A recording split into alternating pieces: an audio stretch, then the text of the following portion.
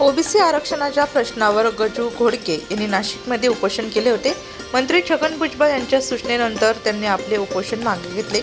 आज नाशिक येथील कार्यालयात त्यांचे अन्न नागरी पुरवठा व ग्राहक संरक्षण मंत्री छगन भुजबळ यांनी गजू घोडके यांचा सन्मान केला। यावेळी अखिल भारतीय महात्मा फुले समता परिषदेचे प्रदेश उपाध्यक्ष दिलीप खैरे, प्रदेश चिटणीस समाधान जेजुरकर, अर्चित घोडके, नाना पवार, पहिलवान गोरख सहाळे, रामा गायकवाड, सागर मरपट, किरण भावसार, राजाभाऊ सोनार, मिलिंद सोनार, दिलीप सोनार यांच्यासह पदाधिकारी उपस्थित होते। ओबीसी आरक्षणाच्या प्रश्नावर राज्यात विविध ठिकाणी उपोषण करण्यात आले। नाशिकमध्येही सुवर्णकार समाजाचे पदाधिकारी गजू घोडके यांनी उपोषण केले।